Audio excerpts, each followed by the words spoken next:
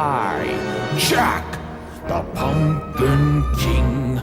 Alright guys, we got Jack Skellington Gallery Diorama from Diamond Select Toys.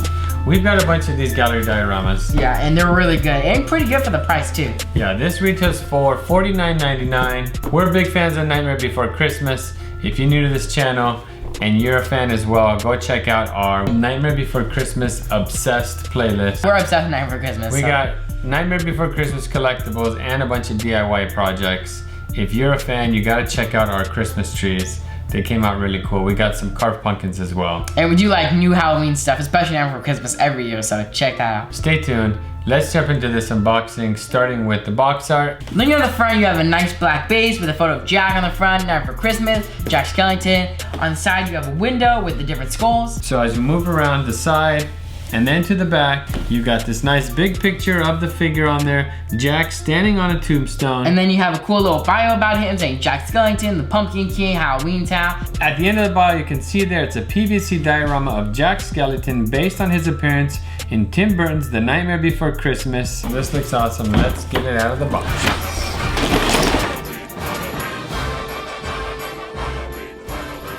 First impressions are pretty good. I mean, it's a $50 piece, so the expectations shouldn't be too high. The sculpt in the body looks good.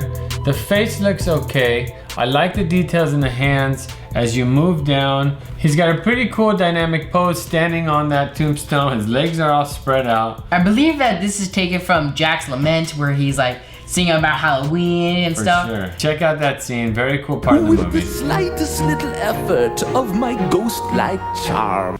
He's like super mid pose. Yeah, he's like, it looks like he's about talking. I don't know, this pose seems like... You're not used to seeing Jack with his legs spread completely out. And then they like form like a triangle. And his pose is a little weird for Jack. You typically see him in those much more like kind of museum looking poses. Super dynamic. It's fun to see him in a different pose. He's got that big grin on his face. So let's go ahead and start with the base. I think that base is nice. The base is pretty cool. You have like this nice, like very flat black, and then they're going in on top with this nice dry brush of like low gray to give nice details in the base here. So yeah, the sculpt on that is really cool. It has kind of that feel coming right out of his movies. And as you move up, you got that big cross tombstone. I like that the paint on that is different. The rest of the base is very dark, so the tombstone breaks it up a little bit with that light gray. I like how you got this gate along the back. I like how the tombstone also looks like it's breaking and bending, like this rail here. We can see like the little pieces are bent and like about shattered. Yeah, the base looks like it's pulled right out of the movie. Great job with the sculpt, and the paint on that looks good. And then moving up into the figure, you got his 2 feet standing on that tombstone. Really crazy looking pose on that. As you can see, it almost looks like he's defying gravity the way one of his feet is kind of placed. Yeah, if he was human, this would definitely hurt. His knees are angled way out and then they come back at the hips. I like how his coat is kind of drooping down at the back. You got nice sculpting and all the line work on his figure, but the paint job's a little rough. Yeah. I've seen that in other figures as well. I feel like that's where they just standard. Like engrave the lines on it and then paint it and then like rub it off. It's like painted black and then they do like a white wash to get in all those grooves. I feel like a little more effort would look very nice. So the sculpt in the torso is nice. You got his big bow tie there. Also painted in that same style, and then his arms spread out. The hands are cool. I like all the bony sections there in his fingers. And then to be honest with you, I don't love the portrait on this. The teeth are kind of strange, and then you got the kind of hole of his mouth painted in that blue color.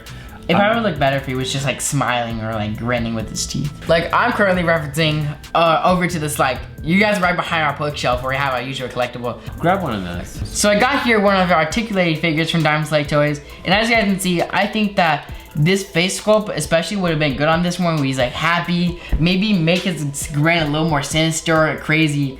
But I think even the eye sculpt is the same. Yeah, I'm gonna say you're right. I think the black in the mouth does look better than the blue. I also think the neck on this figure is a little weird. You can see it stretches out quite a bit. So overall, I think the figure looks great. I love that they pulled the tombstone scene out of the movie. Jack's Lament's awesome. Cool that they captured that scene. I do wish the face sculpt was a little more polished, and I would like to see the black in the mouth instead of that blue. Yeah. But overall, I think it's cool. $50 figure. Jack Skellington Gallery Diorama from Diamond Select Toys. If you want to add this to your collection, it costs $50. Check my links in the description. Let us know what you think about this Jack Skellington Gallery Diorama down in the comment section below. If you like this video, don't forget to like, comment, and subscribe. Thank you guys for watching. And we'll see you next time. I'm the master of fright and a demon of light, and I'll scare you right out of your pants. Fine tip, Creative Studio.